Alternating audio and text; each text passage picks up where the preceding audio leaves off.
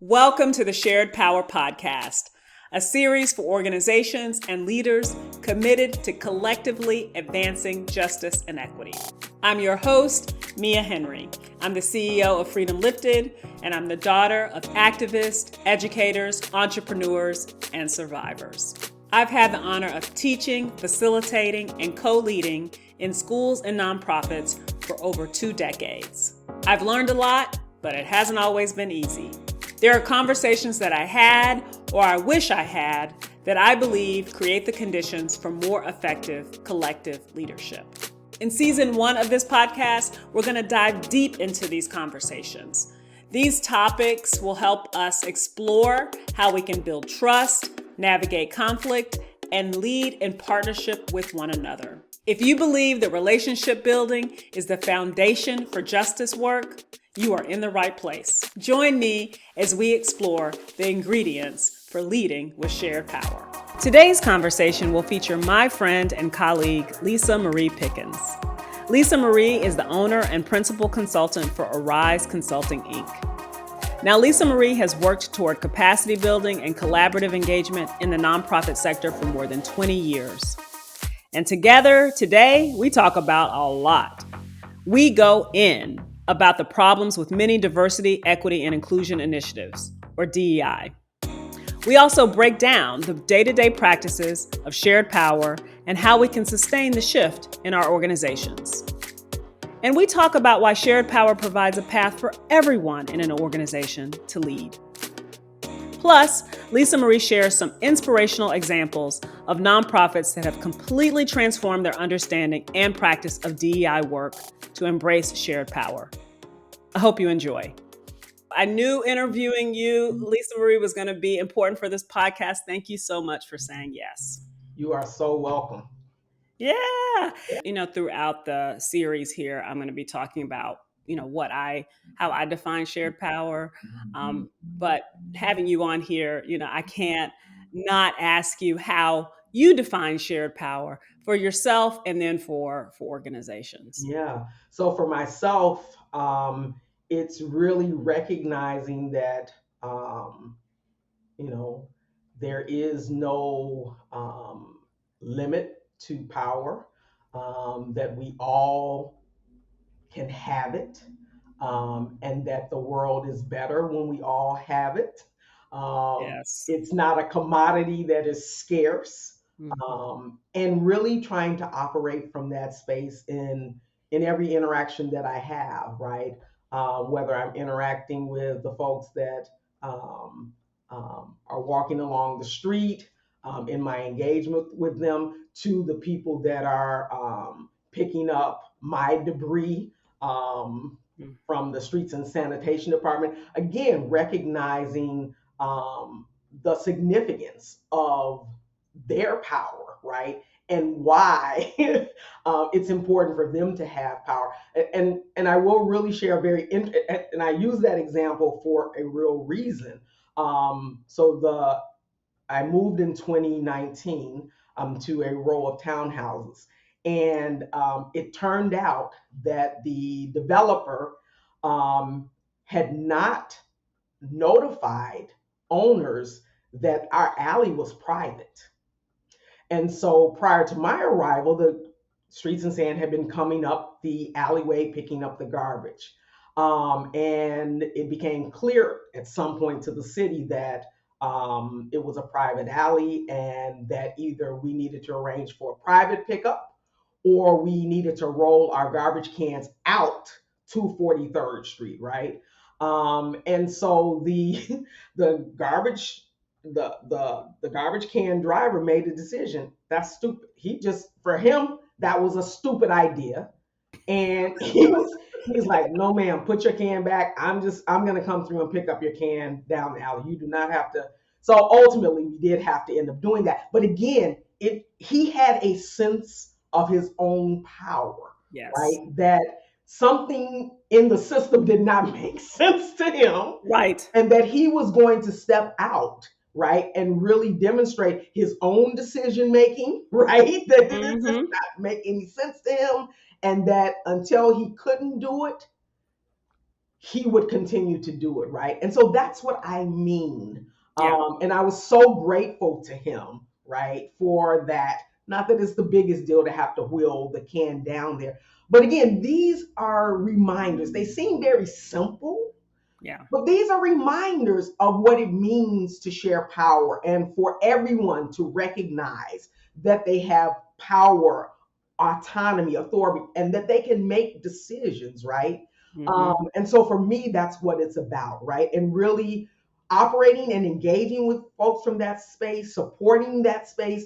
And then when we come to nonprofits, really getting them to even consider that as a concept, right? So Mm-hmm. often, again, as you alluded to, people really are kind of stuck on this notion of DEI, right? But from my perspective, organizationally, that's not the starting point. It really is talking about power, who within the organization is seen to have power, who is not seen to have power.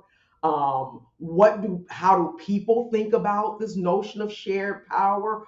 Where does the organization really want to go with this as a concept beyond the notion of DEI, right? And the reason that the shared power is so important, and the clarity for me has come from working with organizations where people are very homogeneous, right? Because we often think about DEI as only relevant when the organization has some huge differences, perhaps generational, racial, ethnic, differences in gender identity, and so forth and so on. But how do we kind of conceptualize these notions when an organization is homogeneous, right? So, for example, I do a lot of work with Black and Brown organization. It's an area where I really believe I can make a difference. It's where I want to do my work, and often there are social justice organizations, right? So Yes. even Yeah. more critical Mm-hmm. internally to think about these notions. And so they really often present and work from the space of share power externally. They want Yes. to make sure those most impacted are involved and have say so in the organization, right? And I have some clients who really live that beautifully.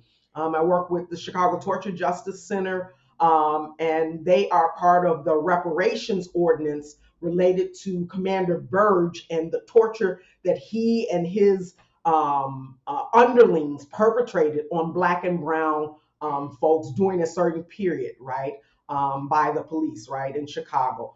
And they truly operate from the space of shared power, Yes. in terms of board members being survivors, Mm-hmm. directors who have created programming, serving as the leadership of those programs, right? Survivors are fully integrated into the staff of the organization. They take very seriously how they make decisions collaboratively, right? And so, again, there are organizations that are really operating from that space and notion of shared power. But that is unusual. Mm-hmm. Mm-hmm. It is extremely unusual. When you begin to talk to people about shared power at organizations, they get very nervous. The Yeah. board especially gets nervous. Yeah. what? Yeah. What do you mean? What do you mean? They're gonna want no. All the assumptions that are made around that are fascinating. That people want complete control over everything, right? Um, it's And never it's that scarcity mentality. That's the nervousness comes from, oh no, right, we about to lose control. right. And a lot of times I'm like, you don't even have any control. Things are Well, or you things are not right now. So what do you have to be nervous about?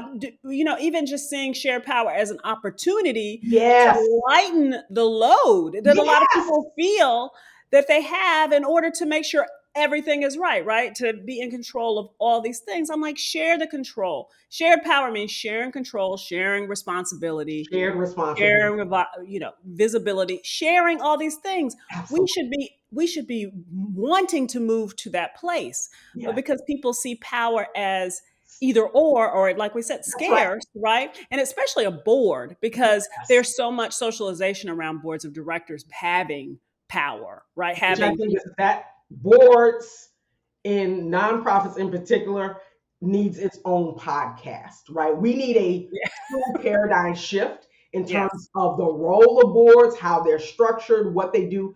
We'll say that, but beginning to have that conversation with them about shared power as it relates to the ED, perhaps their co-directors, the staff, right? And even at the line staff level, right? Because sometimes they parse it out. The higher level leadership can have interaction with the board, but not line staff. And they make all the decisions and simultaneously often don't know the real content. yeah, So yeah, sometimes they're making decisions in a vacuum in a as vacuum. opposed to in a shared way that they can really benefit from the full range of knowledge that exists on the staff, right? Yes, yes, And so, absolutely, that's a beginning place, at least, right? In my work with nonprofits and particularly the board stuff, it's a beginning place, and there's a need to go even further about a true shift in that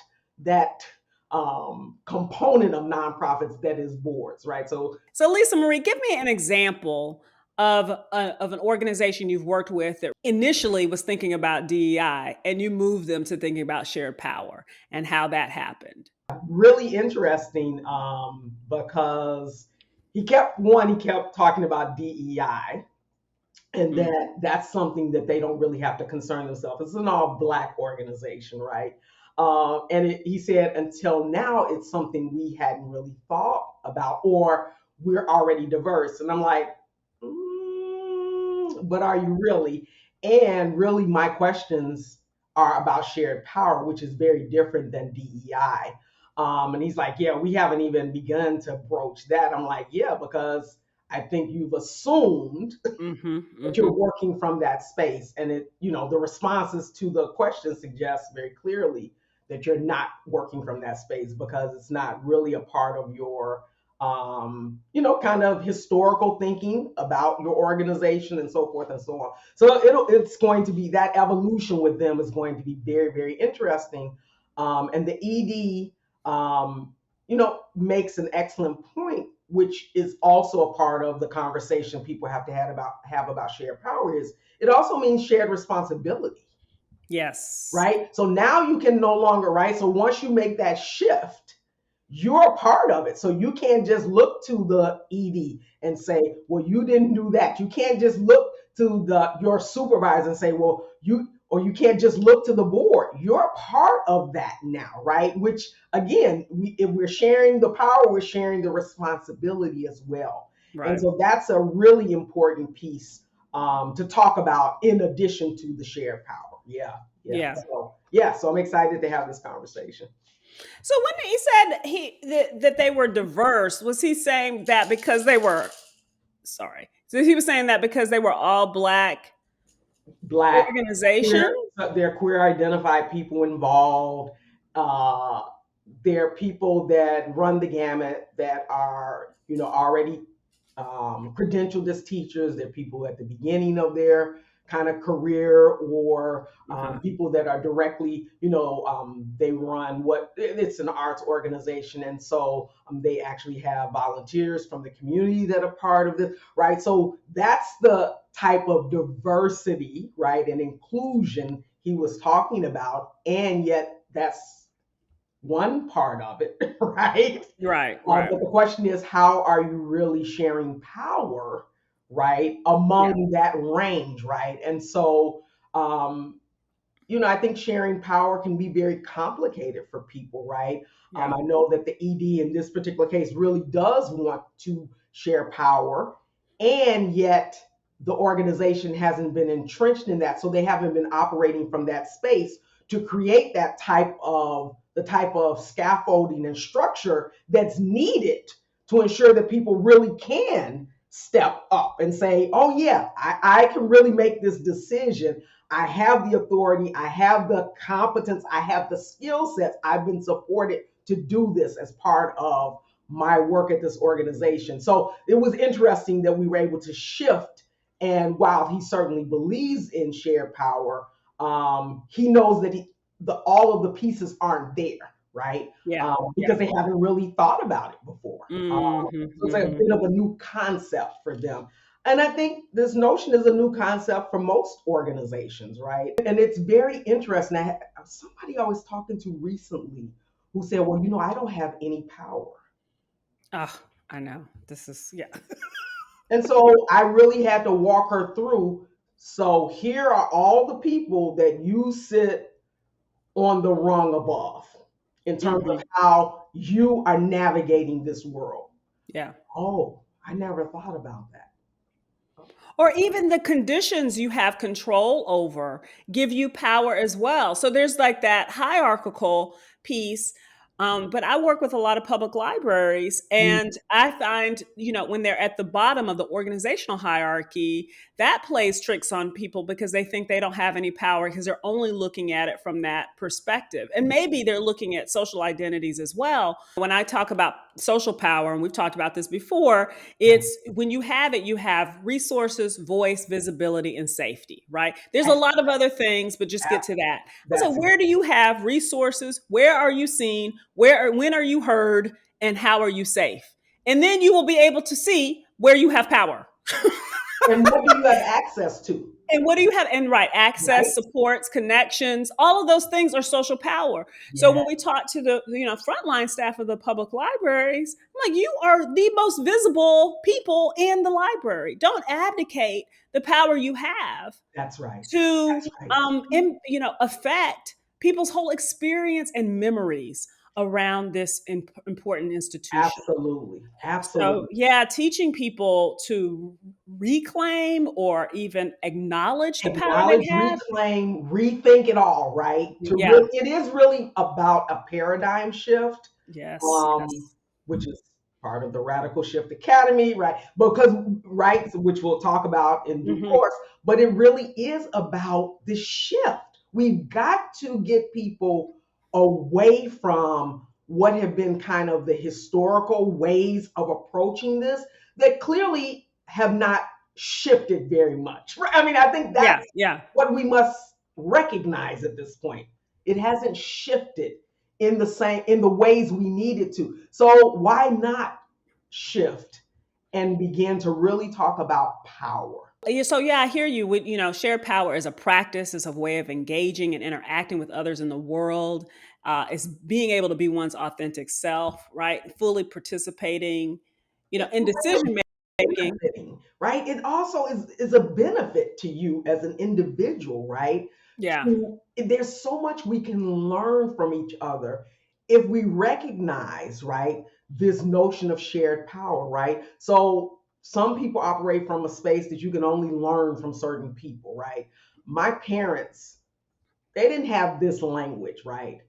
But they told me intelligence was about my ability to learn from anyone, including, and back then the word was wino, right? So they didn't say somebody who had a problem with alcohol, right? But they said that was my responsibility to listen and hear because there was knowledge there, right? Yeah. And so that's the space that I work with my clients from.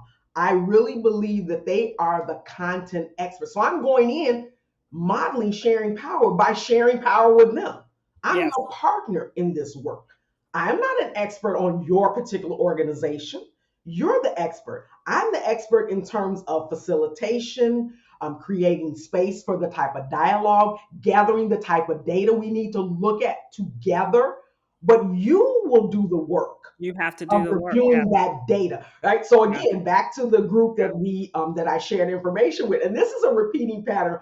Oh my God, it's so much data to look at. It's a very long organizational assessment, and it includes all the typical elements of an organization, a nonprofit, right? The various domains, strategic planning, the board, fundraising, financial management, right? So it's really kind of a best practice tool where you're trying to kind of sense what people's understanding of these practices are, right?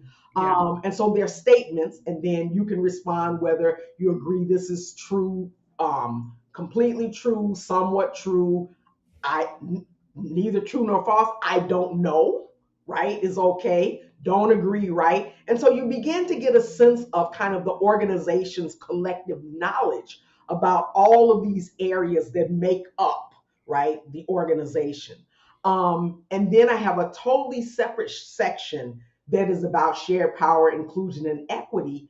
But throughout the Hmm. assessment, I infuse those questions, right? And then I do a bit of a comparison between their responses, where they don't know that that's really what I'm asking about, and the section where I am asking those questions directly to see if there's some kind of artificial trying to make the organization look better in that one section versus where it's kind of sprinkled throughout the assessment, right? Yeah. And so it's just very interesting to have people begin to have the power to look at their own data and make sense of it. You spoke of this before. Often the consulting engagement is come in and tell you what the problem is and come in and tell you what the solution is. I don't Hmm. believe in that. How does that share power? Yeah. How Yeah. does that support organizational growth? And how does that's beginning with a deficit, as though people can't look at the same data that I can look at and make sense of it, right? Give meaning to it, Yes. react to it, and make some decisions about what it means. And therefore, here are the areas we need to really prioritize over the next year, perhaps over the next 2 years, perhaps the next 3 years. And here are some of the ways we think we should approach each of those, right? So I asked them to delve in those ways, right? Hmm. And it Hmm. was very interesting. I will say this particular group that I'm working with, this was the first time this happened, and it was very exciting. While there was some struggle around the notion of shared power and linking it to DEI in ways that I don't agree with, this particular group was committed to continuing their first review outside of my session with them. So they're going to take time either today or tomorrow or Friday, but and to keep looking, continuing that kind of first review of the data very broadly, right? They were very excited to dig in. And Yes. so that's very encouraging to me, right? Again, they're the expert. They're What the does this, expert. what do you know this therefore means for your organization, right? And we'll Yeah. do the same process so we begin with a committee that's made up of folks from across the organization. We have a mom whose young person participates in the programming on this committee, right? So somebody would direct, a different lens, right? Hmm. As well Hmm. as board members, as well as staff that cut across the organization. Again, modeling shared power, right? Why wouldn't you have the full range of people that make up the stakeholders look at the data and do some interpretation, some analysis of that data, Yeah. right? Yeah. And then we'll move from that to meeting with the board, going through that data. Again, why wouldn't we let them look at the data? Staff, their own session to look at the data, as well as volunteers. Let's have a session with them to have them look at the data. And then we'll bring them all together, right?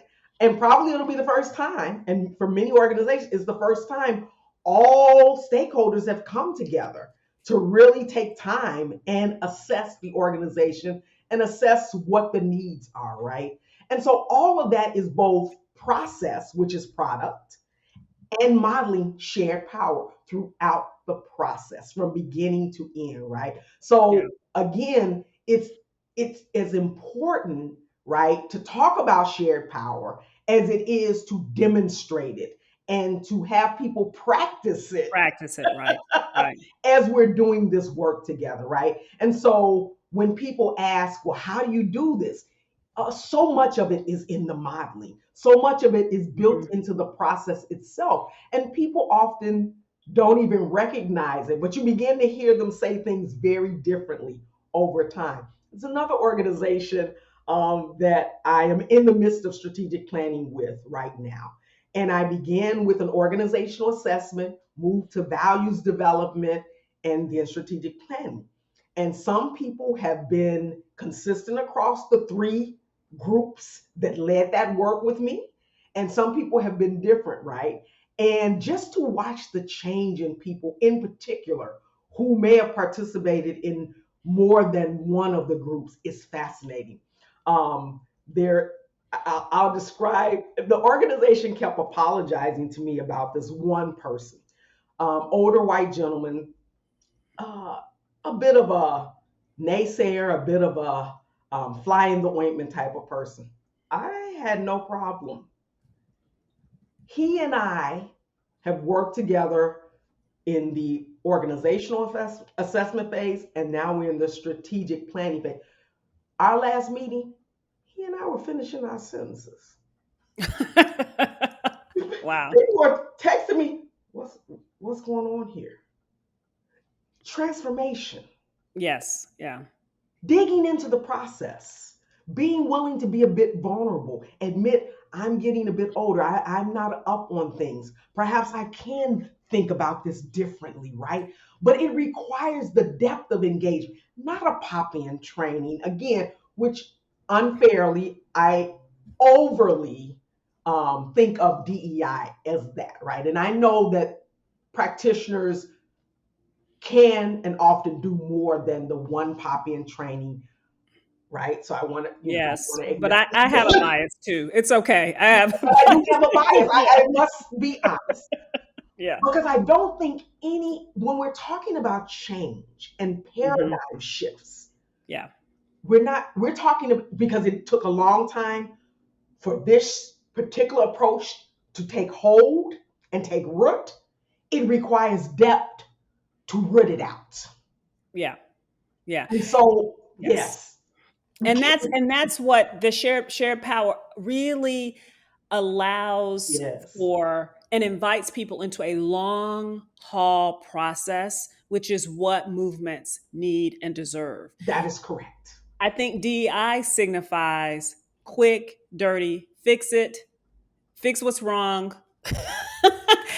and Often and at the individual level. and an individual level, or yes, someone has to be, we have to figure out who the problem is, or even with that, even just the organization being like, we have an issue with this person, And that's what I said to them. Yes, or an issue has come up, or somebody did something messed up in the organization, so now we need DEI, yes, right? yes, As like an ointment or what have you, yes. versus just a whole way of living differently. So, Absolutely. and building differently, and then being invitational, not just to conversations, but into a process that allows people to be vulnerable and be open and drop those nerves Yes. around the scarcity and embracing what is possible. What is And you, like you said, being able to model it, yes. you model it and then you let them practice it. So then Yes. they're modeling it for everyone else as people are on board an organization. It's just a different way of It is a being. very different way. It's a different way of And being. And it's so mistakes layered. are going to be made. Yeah, mistakes will be And made that and has it's to going to be, be that's okay. part of the process This too. is part of the process. The learning comes from our mistakes. A friend of mine was saying that the other day. She was like, I don't even learn anything until I'm on the ground. That's what she said. I'm laying So true. out. So true. So that's where we need to go. And that's borne out even for inventors. It's the Yeah. mistakes they made It's the that mistakes they you made. learn to go on and create that final product that we now have, right? Yes, That's yes. the mistakes. I know that's the mistakes. People want the innovation Yes, without the mistakes and the pain. I was like, you don't get to do great things when you don't mess up. It's almost like when do we get to mess up? What do our mistakes and I don't even say, just the when things don't go as planned. that's plain. I don't even like to call it failure. It's just when things don't go like we thought they would go.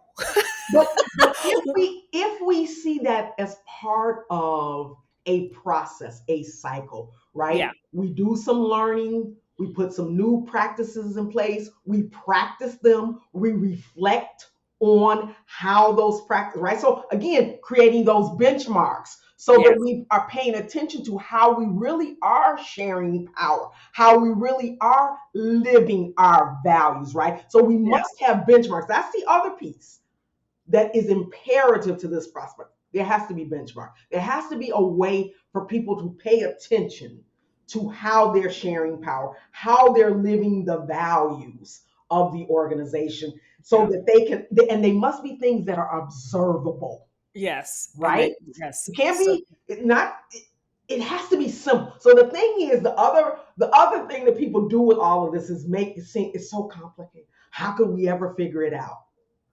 Let's start with some very simple things. How do you hold your staff meeting? How do you invite people into that? yeah. Who Yeah. creates that agenda, right? Mhm. Mhm. it, Mhm. it really That's a major it can thing. be the simplest of things It's as the yes. starting place, right? Yeah. Is it Yeah. only the hierarchical leadership that creates that agenda? Who's involved in any type of planning for programming? Is it Yeah. only the top, or are we fully embracing and understanding the power that comes from hearing from across the board? Just a quick break to note that the Shared Power podcast is sponsored by Freedom Lifted and our flagship training program, Justice at Work. Justice at Work offers blended learning and professional development for organizations and individuals who are strengthening their commitment to justice and equity in their workplaces and in their communities. This training combines discussions with online modules that teach frameworks and critical history to help you examine the relationship between identity and power. You'll even have opportunities to join live group discussions facilitated by me, Mia Henry. Go beyond diversity and inclusion to find your role in building a more just and equitable world. Learn more and sign up at freedomlifted.com.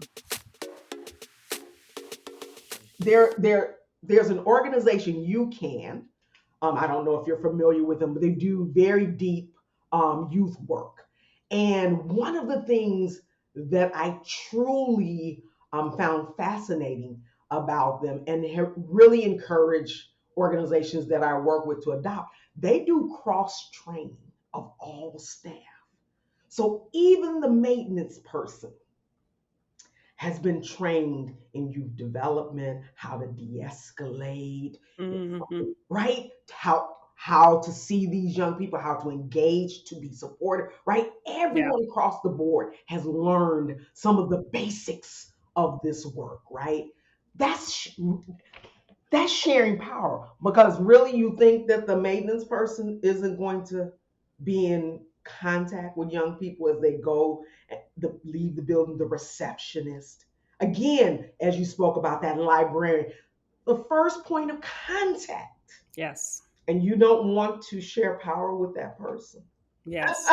The first point of contact The that you first want that's one of the things, with the training that I do with public libraries and other nonprofits, the hybrid training really allows people to offer it to everyone in their organization. And I'm like, oh, I'm so proud that I've been able to work with others to yes, develop this way yes, that everyone can get the same information. So we have that shared language and that trust that I think are conditions for shared power, right? So which is what comes from a committee, so yeah, that yeah. people who typically wouldn't be in those types of engagements, Hmm. looking at data, right, making this, that's who I want I want a good cross section. I Yeah. do not want only leadership. How many times? That's what I was going to say. So many people get the train. They see that the training can be for everybody, Lisa Marie, Yes, and they still only want to do it for leadership. that's right. They only want to do it for leadership. And I'm not saying there is definitely work that leadership or hierarchical organizational leadership needs to do, but they're not the only That's ones. right. And this is what a lot of And why do organizations in feel like if we isolation? just yes, yes. And then Why even do it? understanding and defining who leadership is in an organization is a reflection of how they understand power. It's one of the reasons I ask about who has power, who's seen as having power, because often it's not, and who's seen as a leader. Yeah. Because often Mhm. who's seen as a leader and who's seen as having power is someone who doesn't even have a leadership title. As I said, my parents gave real good guidance. Um, Now, when you get there to college, make sure you make good contact with the secretary, the receptionist, the administrative person at the dean's office, because they really know. Yes. They know what's Yes. going. Oh no, they gave Look. good guidance. They understood. Even that Yes. wasn't their language, right? But they Mhm. understood where power sat, different from in reality where people believed it sat, right? Yes. Yeah. Yeah. People, yeah, they think they're too good for these relationships. Yes. You Well, know. I miss my regular garbage men when I lived at 80th and Blackstone. I had, before the city did all the crazy things with, altering things. You had a regular postman that you got to know over I decades. know. I You, know. you Yeah. had your regular garbage. I would make a picture of Kool-Aid. I said, what color y'all want? So they had two jars, a jar that I gave them, and then a jar. I said, what color you want for next week? They bring that jar back, I give them another jar. But it's Yeah. that type.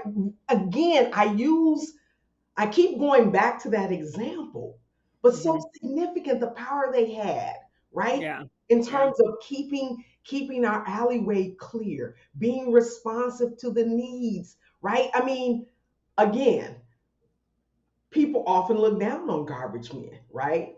And Mhm. garbage, that's an important role. Yeah. The various strikes have told us what? Yeah. Now, Yeah. I mean, let's think, same thing. Right. Let's reflect on hospitality and how Right. over COVID, I guess we didn't realize how important people were that waited on our tables.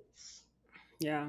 Well, that's the thing too. That's that recognizing the value in Yeah, everyone in your organization yes. is also one of those key ingredients, right? The value of everyone in our communities. That's what true Everyone in our community. interdependence requires. It can't require you only, only want to talk to and build relationships with people you perceive have power and not recognize, right, the power that so many people have over our lives. And it's terrible that it would take an emergency or a catastrophe or tragedy for us to really understand how interdependent we are.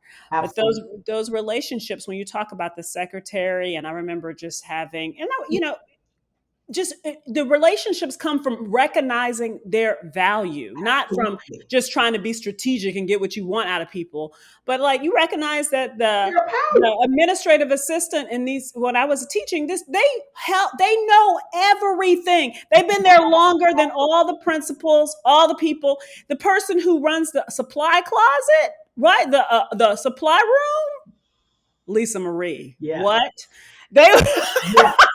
they impacted my daily, feeling and satisfaction, and my ability to do my job Yeah. was more, reliant on these folks. So we have to recognize that, even though if society is not recognizing them through their compensation Yes. and their, societal respect, we recognize them, and that's where it has to begin, right? And we This have an obligation to push, right? So and again, helping organizations deal with it internally yeah, strengthens that very work they're doing externally, right? So again, yeah, a lot of my organizations are engaged in social change and social justice work.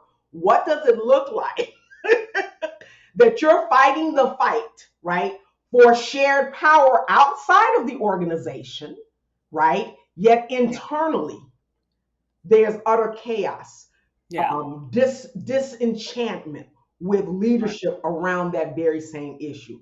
yeah, And I look at the organizations that have embraced this, are doing the shift, right? The deep work, and how much more powerful and effective they are in their work.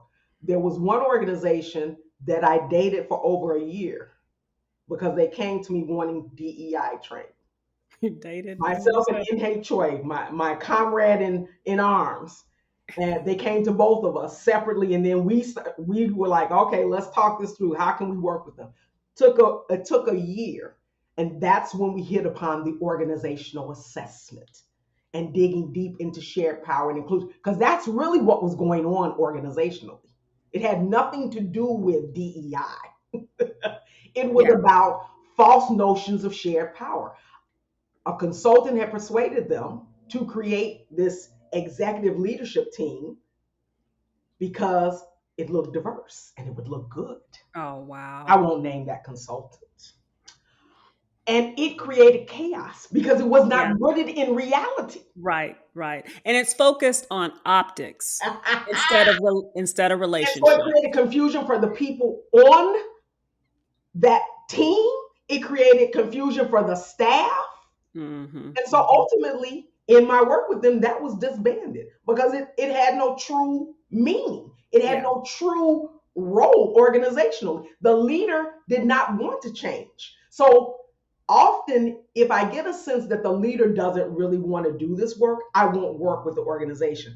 But because the organization had supported a group of people to come together, say what they believe the issue was, and go out and find their consultant, I felt at the very least I can help these people, the staff of the organization, recognize what it could be and make a decision to move on, Mhm. right? Mhm. And that was, 2012. I am still in communication with people from that organization saying we're still using those tools.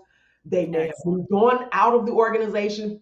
Again, we knew that the leader, we were clear, Inhe and I were clear, the leader wasn't necessarily going to change, but the people wanted change, right? And so we Yeah. could not ignore their reach out, right? Yeah. Um, yeah. So sometimes that's why you're there. Well, I want to comment first. Just everything you're saying too resonates so well because once we commit ourselves. I like how you said you were dating the organization, I Yeah. think, and then you A made a year. commitment to them, right? Literally um, for a year. I yeah, don't do yeah, that anymore. It courting. doesn't go quite that long. Yeah, okay. But you're courting the organization, right? Trying to figure it out. It's almost too. We have to assess their willingness Yes. to not just it's layered. They to not just think about externally how they are working with the people they're serving, the communities they're serving, and how they're moving their campaigns, right, or policy work forward, which many of them, like you said, are usually, they've thought about that a lot. Right. They feel more responsible towards that mission. Yes. So that is usually not the root of the chaos. Yes. It's how they are with each other internally. Yes. And then that third layer is this individual, like how going back to that example you had of the streets and sanitation Yeah. person, and how he was able to recognize his power Yes. and walk in it. And was like, I've been in this work for a long time. This is not the smart way to do what needs to be done. I know what needs to be done, and I'm going to just take control over it. Absolutely. You know, and so we have a lot of people in organizations that can learn from the street and sands person Absolutely. about what Abdicate. you abdicate. That's what I was saying before. Don't abdicate your responsibility, but it's also you need to acknowledge the experiences you Yes. have been given and blessed with. Right. The power that has been passed on to you, that has been fought, and and Yes. and people have survived, so Yes. you can show up as a leader in this organization. Absolutely. So we need to do some individual work too. What is it that is blocking us, Yes. right, from being able Yes. to claim the power that we have, Yes. and then be confident in this space so that we are able to share power, because the hesitation, either collectively or individually, when people Yes. get nervous about sharing power, it's about fear. Always. It's always Always about rooted in fear. fear. And that fear is coming from somewhere deep inside of you Right. about your experiences. And that's okay. We got to work that out. So you may need a little coaching individually, And and you will need right. some internal organizational work. And then, if so, maybe you'll need some external as organizational work That too. is correct. But it is at least three layers At least. of thinking about our relationship with power. So I Yeah. so appreciate all the examples you've given, and I'm excited about this Radical Shift Academy Yeah. you keep teasing me with. So tell me, and the people listening, right? What are you thinking? So the whole idea behind the Radical Shift Academy, a Black and Brown Disruptor Lab, is to really try and think about the whole ecosystem of organizations, right? Who do we need to touch? What are all of the entities and people that need to be touched if we're going to make this paradigm shift, right? To shared power. So there really isn't a place necessarily for Black and Brown consultants to go, or people interested in being consultants or coaches to really go to be trained. I fortunately was mentored into this space. I was Yeah. just fortunate that I found people that were my elders that were brilliant. People like Khadi Cisse, Earl Durham, who has passed on. I was fortunate to encounter people. Heather Parrish took me under the wing and taught me methodology and then sent me for training. I mean, I was just fortunate. But there isn't a thing out there for us, right? Um, Similarly, you have disparate programs where you might be able to go and take nonprofit training, certifications and things like that, but it's not specific to us in Mm-hmm. our communities more specifically. This is where the shift piece comes in, right? There are all types of executive training entities, right, where the executive team of the organization might go for leadership training. There are all types of leadership training programs for leaders out there.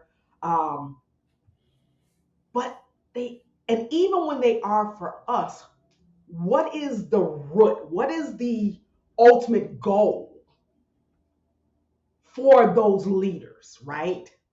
And then there very seldom is anything for organizations themselves where the whole organization is really being engaged, right?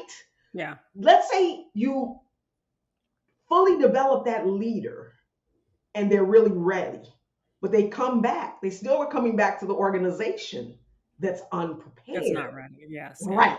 So, how do we structure something that touches all of that? And thus, the idea of the Radical Shift Academy was born, right?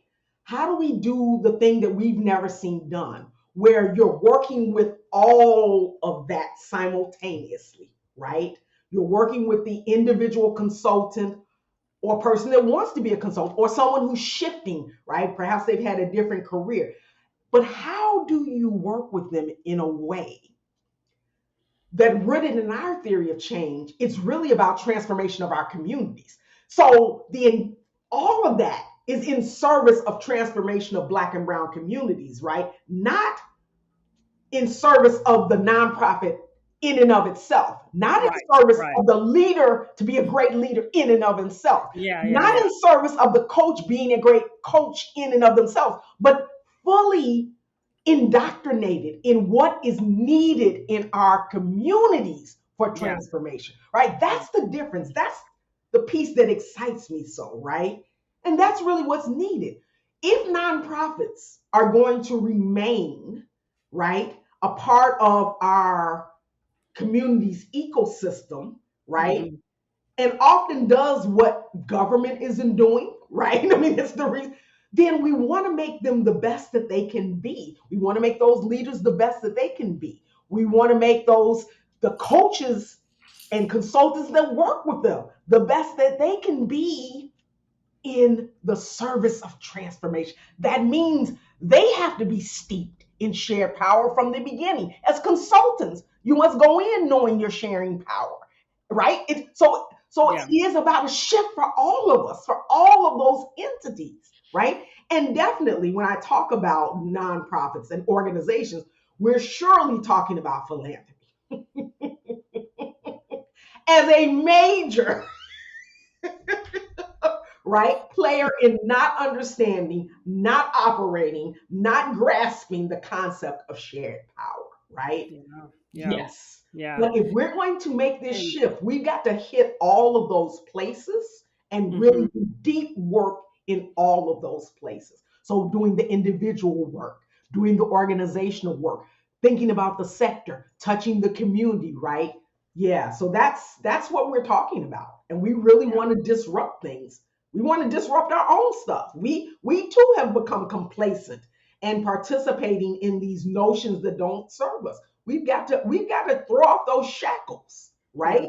And Yeah. really dig deep and talk about power in our community, right? In our organizations, at the individual level, right? How do we shift this? So many of what I believe we've talked about today is um, the paradigm shift. I want everybody talking about shared power. Exactly. That's what I want. That's right. That's right. And so, what are all the different modalities Exactly. to get this, sink this into the subconscious, Exactly. of our movements, so To that begin know, what I call the kind of cultural transformation, right? So I yeah, developed this tool with Crossroads to think about how movements kind of work. And beginning with the cultural piece is really important. Just the seeping in, the fact that people are talking about it is the first part of that circle, right? And then there's the people themselves taking it up, and then it's institutions taking it up, and we never get to and never have gotten to the sustainable transformation, which is why I've reframed my notion of the civil rights work is incomplete. We didn't get that fourth quadrant in, hmm hmm and we're destined to keep going back to a different part of the circle if we don't begin to focus more on the sustainable. How do we sustain these shifts yeah, and yeah, not let them slip back so easily? yeah. Yeah. Well, the thing about the civil rights too, for me, in just learning from it and studying and coming back to it so often, is that it is so much framed in the policy change Yes. that came out of struggle Yes. versus versus struggle, like the process of Yes. the struggle. Yes. And so, And when you depth. can it's easy And to depth. reverse. And depth. And You depth, can right? get some It's easy to institutional reverse. change in those policies and so forth, but that doesn't mean anything truly changes. It doesn't mean anything truly changes. It doesn't mean it changed even when it changed. Correct. Like, even when the policy happened, it That's didn't right. mean that changed There are anything. lots of policies And then, now that are yeah, really good, but we still don't know about them yet because they don't have yes. any teeth in them. They don't have any teeth. They don't have any teeth. Yeah. We talk about this. I talk about Brown versus Board of Education a lot because it is seen as such a seminal Yes. moment, and there's so much we don't examine about Brown versus Board of Education. We terribly boil it down to Yes. that's when schools were desegregated, which is not true. And it was when the Supreme Court noted, that it was unconstitutional. That's the only thing that Yes. happened that year. Yes. It didn't. Schools weren't desegregated. We don't talk about the so many decades of parents organizing to even get to the Supreme Court. We don't talk about the multiple cities that were part of that case. And we don't even talk about what Black people wanted Yes. in their organization, which is to be able to go to whatever school they wanted to go to, including their own, and be resourced, right, And in that autonomy. That's it. And so then, but that's so scary, right? That's not because of how dominant powers were able to reshape the outcomes of that yes. decision. It became, okay, Black people can go to white schools, Black schools get shut down. White people don't have to go to black schools because we're not recognizing both as valuable. Yes. And we won't even, allow them to come to white schools either. Right. In most cases, All right, and you they say have to be we're forced back in into the it. cycle again. What did I hear you say? We're back in that cycle again? We're What? back in, well, it was never Yeah, addressed at the root. That's the thing. That's the so we thing. keep The whole thing circling was back. that black Yes. schools, schools that black kids are going to should be resourced. That is it. And black people should be able to go to any school they want to go to, and any of those all those schools should be resourced. There you go. That's it. Those So are two pieces those that are two, and neither of nobody those things, can hang on to. neither of those things were addressed in And Brown versus Board of absolutely, Education, neither one of them are addressed, and we still have not addressed them. and we still have not addressed it. And so so that's what, when you say that, of like having consultants and having, people think about, what is the prize, y'all, like, for real. That's the work we should be doing, right? This is it. So then all these other things, the supporting leaders, the trainings, the supporting, the It's coaching, going all in. that is towards, what is it towards? What is it towards? It will help you figure out the decisions of even who we need to be working with. Yes. So We took ourselves through the same process we would take a client through. Develop a mission statement, a vision statement. I'm like, oh, we need our own theory of change. We need to be really clear here, right? What the ultimate impact is. And it's about transforms communities, black and brown communities. That's what that's about, right? Yeah. Everything is in the service of that. Yeah. And I don't mean that in a mercenary way. I care about consultants being good consultants, but I care about you knowing and operating from the space that we're about transforming communities. Yeah. I really Yeah. care about that. Operating Right? from that. Yeah. Right. And I really care about your leadership development to serve that end. Right. Yeah. I really do care. But towards that end.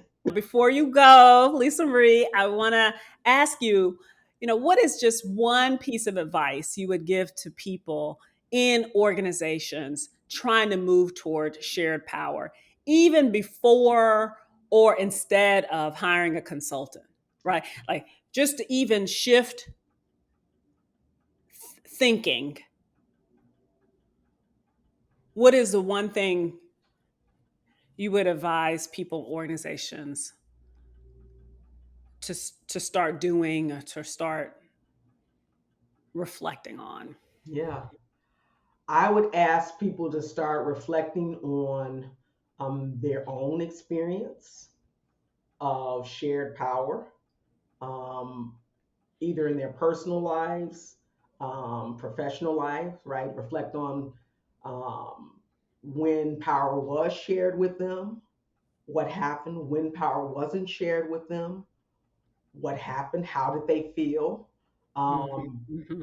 and engage their staff and board with the same questions as a way to begin to gauge and kind of take the temperature of where people are at your organization around that as a concept, a practice, a way of being.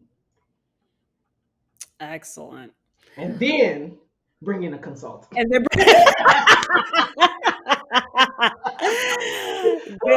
Don't be yes, the president and the client, right? yes, You want to yes. bring in someone externally to really help with that process. But again, beginning to have those discussions, do a short survey to collect some of that information. I think that's a wonderful place to start, right? Yes.